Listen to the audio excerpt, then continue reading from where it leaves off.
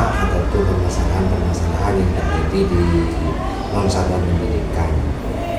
Dalam hal ini kaitan dengan pengambilan keputusan, tentu Pak Haji selaku pengambil kebijakan di sekolah ini sering dihadapkan pada permasalahan-permasalahan yang permasalahan tersebut merupakan permasalahan yang terjadi antara wujudan moral dan dilema etika, di mana dalam modul yang kami pelajari sesuatu yang terjadi permasalahan itu antara benar melawan benar itu merupakan dilema etika, dan wujudan moral sendiri merupakan permasalahan yang antara benar dengan salah. Jika wujudan moral tentunya seringkali terjadi dan mungkin pengambilan keputusannya lebih mudah karena sudah jelas di situ ada titik permasalahan yang ditinggalkan, di mana permasalahan ada poin yang dibenarkan dan poin yang dibenarkan. Nah, dalam hal ini yang perlu saya wawancarai adalah bagaimana Bapak Kepala Sekolah ini Pak Haji memutuskan permasalahan pada dilema etika, pada permasalahan benar melawan benar. Artinya permasalahan itu dari sisi yang satu dengan yang lainnya sama-sama benar. Selama ini bagaimana Pak Haji mengidentifikasi kasus-kasus yang merupakan dilema etika atau wujudan moral yang terjadi atau sedang dihadapi Pak Haji? Ya, terima kasih. Sebetulnya kalau moral itu kan gampang karena salah benar dan salah. Sebetulnya meskipun benar dan salah gampang, cuma cara penyelesaiannya juga membutuhkan teknik dan cara, sehingga baik yang posisi benar tidak sama, tidak merasa yang benar, tidak merasa dibilangkan, terus yang salah tidak mudah. Cuma cara penyelesaiannya memang lebih mudah. Kalau masalah etika ya dilema etika itu benar sama benar. Benar sama benar. Saya contohkan dalam sebuah program biasanya, kalau benar sama benar, sebetulnya kan semua pendapat itu di setiap itu sama-sama mempunyai pendapat yang arahnya itu sebetulnya positif.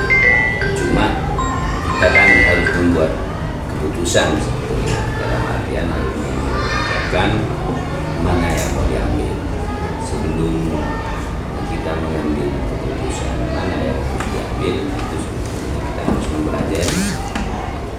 mempelajari pertama itu efek dari misalnya A benar, B benar.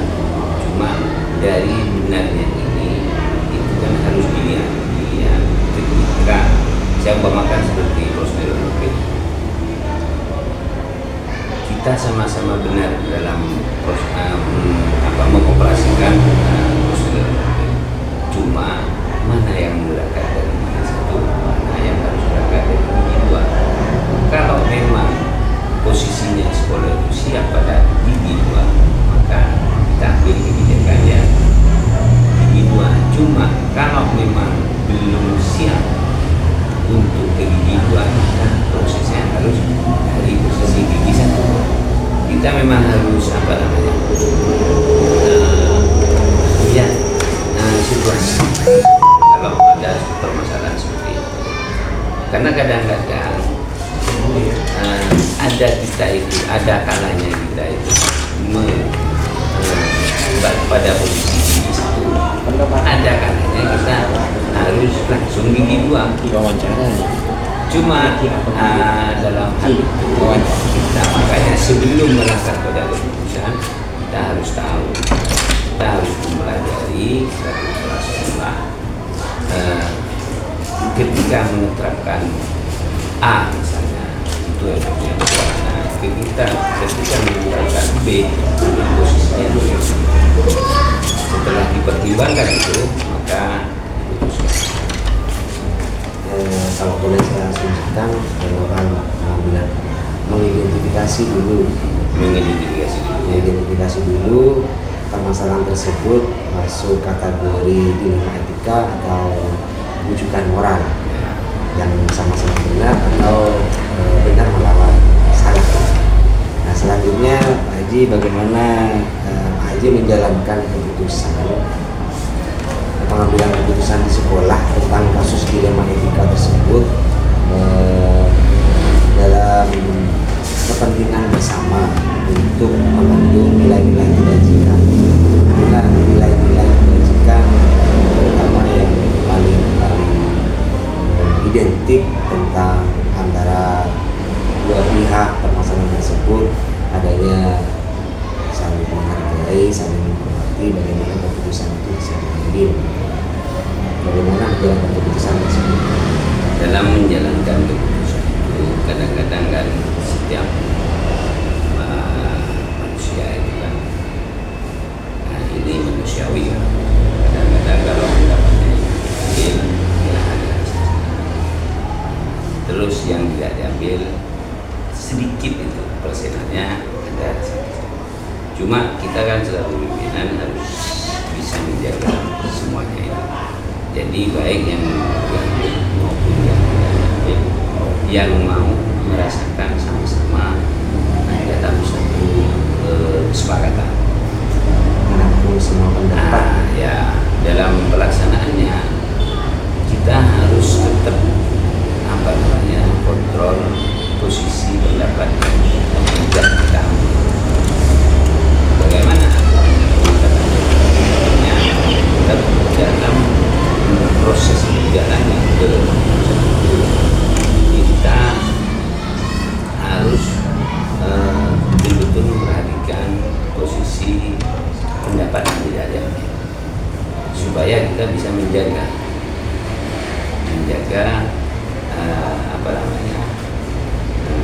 supaya guru atau teman-teman yang tidak tidak merasa kecewa.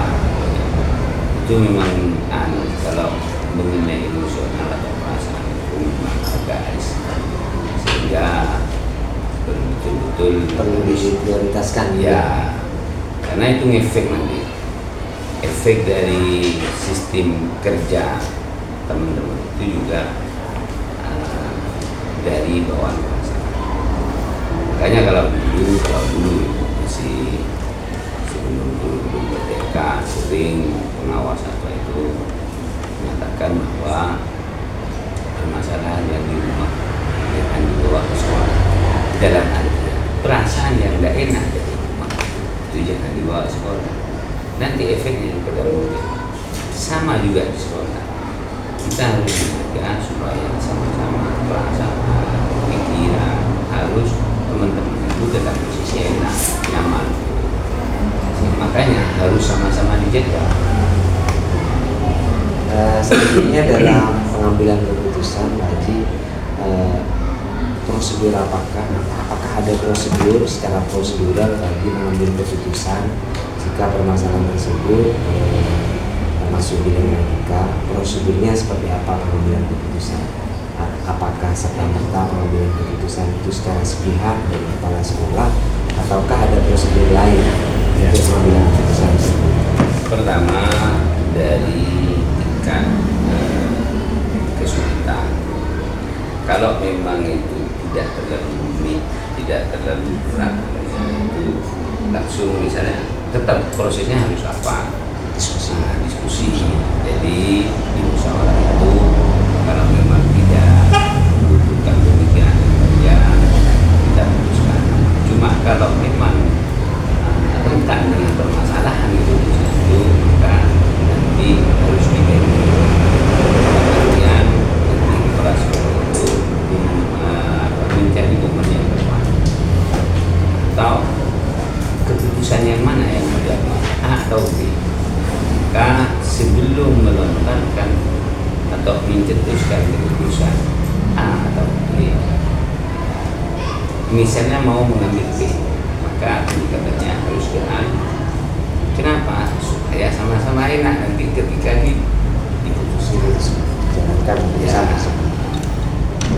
ketika dalam hal ini kalau boleh saya asumsikan pengambilan keputusan dengan musyawarah dan diidentifikasi seberapa urgent permasalahan tersebut harus diselesaikan. Nah, hal itu merupakan langkah yang efektif ya untuk mengambil keputusan tersebut. Ini merupakan hal yang efektif menurut Haji dalam mengambil keputusan. Ya, musyawarah. Iya, musyawarah, terus mengidentifikasi urgenitas permasalahan tersebut, terus pengambilan keputusan itu yang berorientasi pada jangka panjang. Kalau jangka panjang memang harus apa? Harus musyawarah. Kalau memang anggaplah kita ada satu contoh, ada kegiatan hari ini pagi, terus harus keputusannya hari ini juga tidak dalam artian ya sudah berkaitan dengan undangan apa kita undangkan kita tidak perlu dalam artian membutuhkan apa. Kira-kira menurut bisa pengambilan keputusan menghadapi permasalahan-permasalahan di sekolah,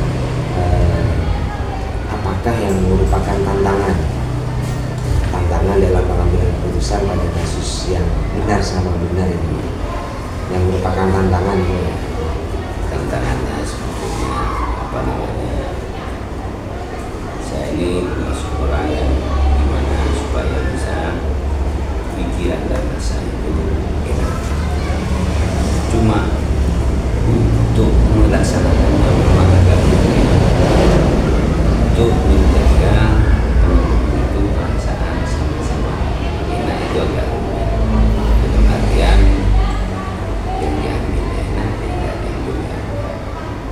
Terus dilema juga ketika dalam satu rapat musyawarah ada teman kan banyak yang namanya manusia itu ada yang karakternya harus diterima, ada yang bisa menerima, itu macam karakter itu memang harus dipahami oleh seseorang. Sehingga tantangannya itu sedikit ya, makanya saya mengatakan tadi bahwa cara mengambil keputusan harus menggunakan sehingga sama-sama tidak merasa ditinggalkan. apakah ada jadwal atau agenda ketika Haji ada permasalahan dilema etika khususnya dalam pengambilan keputusan, dalam mengidentifikasi, dalam berdiskusi, terus dalam mencari ide solutif, adakah terjadwalkah atau ada agenda khusus untuk menangani hal tersebut? Kalau saya sebetulnya tidak ada agenda khusus, Tidak karena terjadwal. ya tidak terjadwal. Kalau saya cuma penanganan setiap orang yang berbeda-beda, ada yang memang memakai terjadwal atau terstruktur. Kalau saya ini memang agak feeling, momennya tepat masuk, gitu. Momennya tepat masuk, momennya kadang Kondisional. ya kondisional. Jadi kalau memang nggak tepat, kayaknya takut kita enak, cuma orang yang mau menerima nggak enak, gitu. Situasinya nggak enak, jadi takut tambah permasalahan. Jika seperti itu, adakah seseorang atau faktor-faktor sumber daya dukung yang selama ini mempermudah atau membantu Haji dalam mengambil keputusan, khususnya keputusan dalam permasalahan yang benar melawan benar? Adakah sumber daya dukung atau seseorang, baik pihak internal satuan pendidikan maupun eksternal? Kalau masalah itu tetap ada dalam sebuah organisasi, pasti namanya, karena sebuah perkumpulan itu pasti ada yang kanan, ada yang kiri, ada yang kiri. Jadi khususnya di teman-teman, jadi memang namanya menjadikan sumber referensi dalam keputusan itu. Misalnya siapa? Kebetulan itu saya rujuk ke teman-teman yang sering mengikuti workshop atau bisa apa namanya yang CGP lah. Kalau dari eksternal kan? Kalau waktu sekolah adakah seorang yang bisa membantu, sering membantu atau ada tempat untuk mencari ide-ide? ya kalau dari eksternal itu saya apa namanya tidak pernah artinya kalau permasalahan memang saya pelajari sendiri dengan cara kayak kalau di luar ya kalau kepala sekolah biasanya memancing berbicara dalam artian jika permasalahannya misalnya ada konflik itu nanti saya bicaranya di luar itu bicara tentang konflik tidak serta-merta saya punya masalah. Jadi kita memancing pendapat orang lain dengan tidak mengetahui permasalahan yang saya hadapi. Ini mungkin yang terakhir lagi, dari semua hal yang telah disampaikan, Pak Haji sering dihadapkan pada permasalahan-permasalahan. Kalau boleh saya memakai istilah, ternyata itu sudah banyak makan asam garam kehidupan dalam mengambil keputusan. Tentunya dalam mengambil keputusan kita. Nah, dari pengalaman-pengalaman tersebut, pembelajaran apa yang didapatkan dari itu ya? Sebetulnya begini, dalam kehidupan saya nggak mau bicara dalam segi pendidikan, karena semua sisi kehidupan itu bisa dipakai di semua lini, baik dalam segi pendidikan, baik dari segi keagamaan, semua itu bisa dipakai. Satu, itu harus pertama harus bisa menerima pendapat orang lain. Dalam artian kita dengan cara bisa menerima atau bahasa adanya itu harus dimulai dengan rendah hati. Dengan cara rendah hati kita itu akan bisa menerima pendapat orang lain. Menerima dalam artian ketika pikiran dan perasaan tidak menolak terhadap pendapat orang lain, maka kita itu akan bisa menempatkan pendapat orang lain pada porsinya. Oh, ini kita bisa gunakan pendapat ini hari ini. Oh, ini pendapat ini kalau besok-besok saya punya permasalahan kayaknya bisa dipakai. Jadi kita akan berefleksi ketika membuka diri komunikasi dengan teman-teman, baik mulai dari kalangan A sampai Z itu sama-sama bermanfaat, baik dari mulai yang putih sampai hitam itu sama-sama bermanfaat. Tinggal kita kapan mau mempergunakannya. Baik, saya rasa cukup aja untuk pemberian atau pendalaman saya untuk mengambil perspektif yang berbeda atau refleksi dari sudut pandang tadi sebagai mengambil kebijakan di satu pendidikan ini sangat berharga dan juga bisa merupakan pengalaman walaupun belum saya alami, tetapi pengalaman yang bisa saya pakai ketika pada suatu saat saya berada di posisi Haji. Jadi pengalaman-pengalaman seperti itu, langkah-langkah, prosedur dan hal lainnya, baik yang efektif maupun yang merupakan tantangan, itu bisa saya gunakan dalam konteks pada waktu saya sedang dihadapkan pada permasalahan di Ya, Terima kasih. yang penting kita jangan apa namanya semua pendapat itu supaya bisa ditampung bisa. baik maupun teman-teman sesama guru, sesama teman-teman dari eksternal itu semuanya bermanfaat. Yang sampai karena omongannya tidak menyangkut pendidikan kita menolak. Ya. Karena kenapa? Permasalahan di luar pendidikan kadang-kadang ketika dimasukkan pada permasalahan ya fokus pada permasalahan itu kadang-kadang bisa ditolak juga. Yang penting jangan sampai membuang pendapat. Sudahlah taruh, anggaplah kalau dari administrasi itu ada ada dokumen. Ya, ada arsip. Ya, ada sih. Jadi tinggal saya pernah musyawarah di seperti ini. Jadi intinya tidak ada pendapat yang sia-sia. Enggak ada. Pada suatu saat, pada konteks yang tepat, hal itu, pendapat itu bisa digunakan. Bisa digunakan. Ya. Terima kasih Pak Haji, saya rasa cukup sesi wawancara ini. Saya sudah banyak sekali mendapatkan informasi, ilmu dan pengetahuan yang bisa saya pakai untuk saya pribadi ketika dilakukan pada dinamika.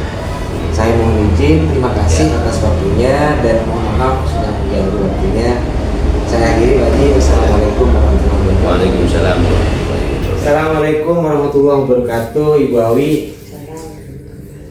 Mohon waktunya sebentar. Kira-kira Ibu Awi ada waktu untuk menemani saya ngobrol? Saya di sini sedang mengikuti pendidikan guru penggerak dan dalam hal ini mendapatkan tugas untuk mewawancarai kepala sekolah dalam hal pengambilan keputusan, di mana keputusan tersebut yang merupakan keputusan untuk permasalahan dilema etika. Artinya permasalahan tersebut benar melawan benar, dan seperti mungkin Ibu Awi sering mengalami bahwa permasalahan-permasalahan itu tidak hanya yang Ibu Awi alami itu permasalahan antara benar melawan salah, akan tetapi ada juga permasalahan di sekolah yang merupakan permasalahan yang sama-sama benar. Artinya ada dilema etika dalam hal itu. Nah, pertanyaannya Ibu Awi ini selama ini bagaimana Ibu Awi mengidentifikasi kasus-kasus atau permasalahan-permasalahan yang terjadi di sekolah? Apakah itu dilema etika ataukah rujukan moral? Artinya benar melawan salah atau benar melawan benar. Bagaimana Ibu Awi mengidentifikasi hal tersebut? Kalau menurut saya, pendapat saya, selama permasalahan itu bisa diselesaikan, saya mungkin mengacu atau mengajak pihak-pihak atau mungkin rekan-rekan untuk mengidentifikasi secara bersama-sama. Kita lihat dulu permasalahan seperti apa. Setelah itu kita cari sumber-sumber permasalahan itu dari mana. Nah, setelah itu kita cari solusinya bersama-sama dan pemecahannya juga bersama-sama.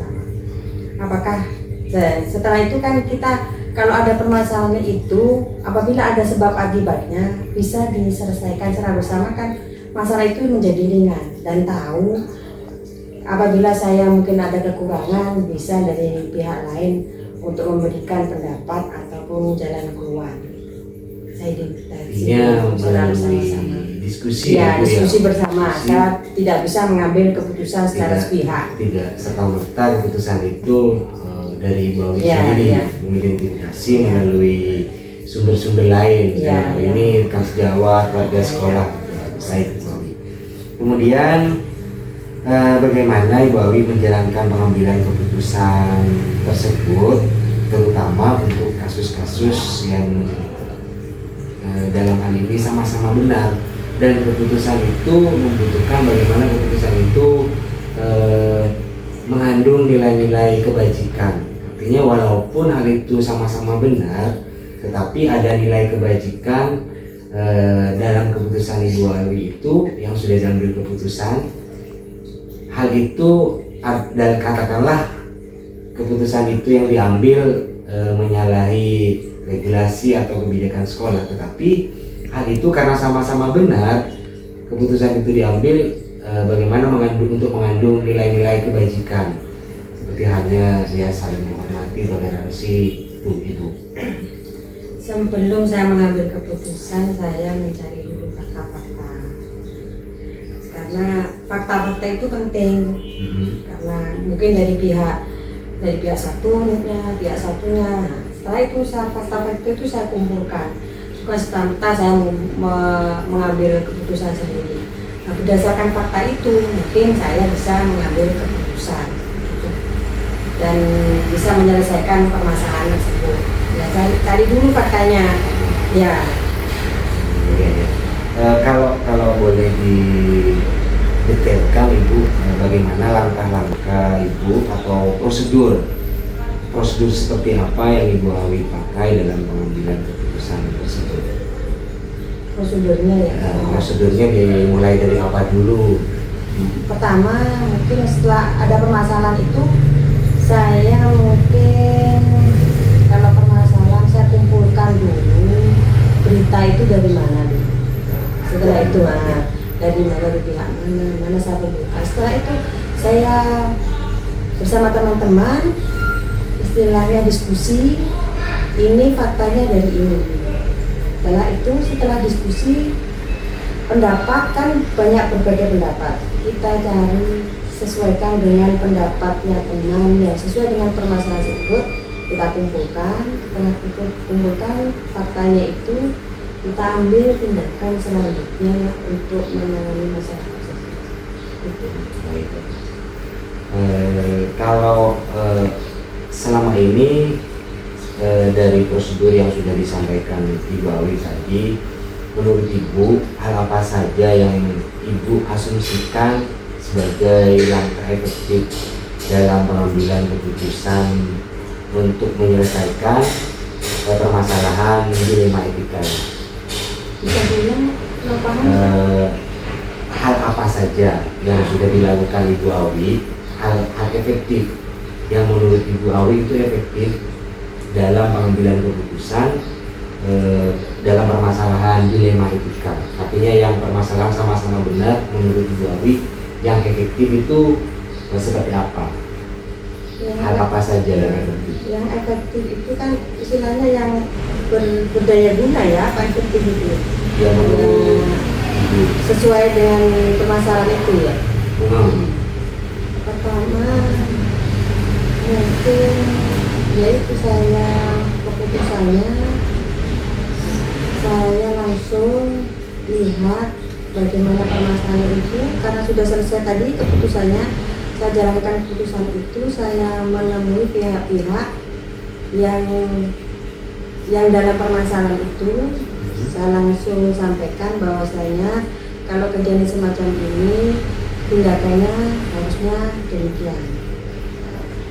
Saya dekati secara langsung karena sudah keputusannya tadi bersama dengan salah satu guru, saya dekati permasalahannya ini, saya kasih solusi bahwasanya tindakannya yang benar adalah semacam ini. Dan itu saya pergi langsung gitu. Baik Ibu. Jika barusan hal yang efektif, sekarang mengenai hal apa saja yang menjadi tantangan Ibu ketika Ibu akan membuat keputusan khususnya pada permasalahan dilema etika yang merupakan tantangan. Ya. Pertama mungkin dari pihak salah satu guru kadang karena tidak setuju dengan pendapat yang terbanyak, kan mungkin tidak semuanya pendapat itu kan sama. Namanya itu tantangannya kadang itu karena mungkin pendapatnya tidak didengarkan. Yang kedua dari pihak yang di luar sekolah, kadang-kadang pihak di luar sekolah kita tidak tahu permasalahannya, dia memberikan pendapat atau semacam istilahnya memberikan suatu gambaran yang salah. Nah itu tantangannya yang pertama. Yang kedua, yang pertama mungkin dari pihak guru yang mungkin dari dalam ya, kalau dari luar dari itu permasalahan. Perbedaan Ya, perbedaan pendapat. Baik Ibu. Selanjutnya, apakah Ibu dalam membuat keputusan atau mencari solusi mengidentifikasi, menindaklanjuti pada pihak-pihak terkait dalam hal pengambilan keputusan ini dalam kasus dilema etika, Ibu punya jadwal atau schedule atau bisa langsung serta-merta pada saat masalah itu terjadi, bagaimana Ibu? Enggak, kan kita tidak bisa mengambil keputusan atau serta-merta apabila ada kasus terus kita serta-merta mengambil keputusan, tidak bisa. Jadi saya jadwalkan dulu, pertama ada permasalahan, yang pertama setelah itu kita bincang-bincang kecil mungkin dengan salah satu guru atau dua guru, yang ketiga mencari sumber-sumbernya dulu, Yang keempat, kita langsung diskusi dengan semua dewan guru. Setelah itu diskusi, kita mendapatkan keputusan yang sudah final. Nah, keputusan itu kita jalankan. Saya langsung terjun langsung ke situ bersama salah satu atau dua orang guru. Selama Ibu mengambil keputusan pada sebuah kasus dilema etika, adakah faktor atau sumber daya atau dari misalkan dari rekan atau juga warga sekolah yang membantu Ibu dalam hal pengambilan keputusan? Ada, kita kan dalam sekolah mungkin ada di lingkungan sekolah kita ada tokoh masyarakat, ada komite juga. Tokoh masyarakat itu kan orang yang berpengaruh di masyarakat itu. Dalam mengambil keputusan, saya juga kadang-kadang mengundang beliau-beliaunya itu untuk memberikan suatu keputusan juga. Apabila masalah itu sudah melampaui batas dari sekolah atau masalah itu sudah besar, saya mempunyai pertimbangan atau meminta pertimbangan apakah yang saya laksanakan ini sudah tepat atau belum, sehingga beliaunya itu sudah memberikan pendapat. Karena suatu kondisi daerah tidak sama dengan kondisi daerah saya, atau mungkin suatu adat di sana dengan adat saya atau kebiasaan di sana dengan kebiasaan di tempat tinggal saya kan tidak sama. Jadi saya perlu mencari sumber atau meminta pertimbangan dari pihak-pihak yang berwenang di sana, terutama tokoh masyarakatnya. Baik. Dari semua hal yang telah disampaikan, kira-kira pembelajaran apa yang bisa Ibu Awi ambil, bisa Ibu Awi petik sebagai pembelajaran dalam hal mengambil keputusan pada kasus dilema etika tersebut? Semua masalah mesti ada hikmahnya. Ya. Jadi kita menghadapi masalah itu tentunya harus dengan kepala dingin.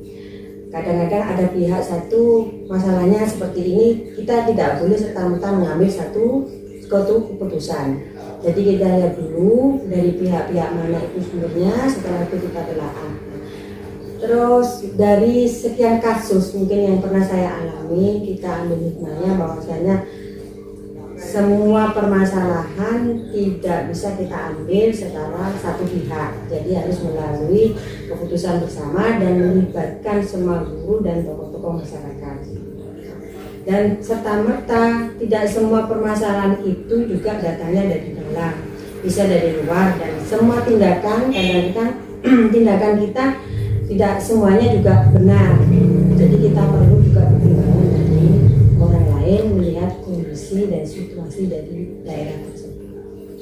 Baik Ibu, kalau boleh saya asumsikan berarti apa yang sudah disampaikan Ibu Awi tadi, dari seringnya Ibu Awi dihadapkan pada masalah-masalah yang perlu keputusan dari Ibu Awi, sehingga Ibu Awi sudah terbiasa dengan mencari solusi dan dalam keadaan tenang, dalam keadaan ya seperti yang baru saya sampaikan, kepala dingin, ya semuanya dipertimbangkan, ditelaah, diidentifikasi, sehingga Ibu Awi lebih bijaksana dalam mengambil keputusan.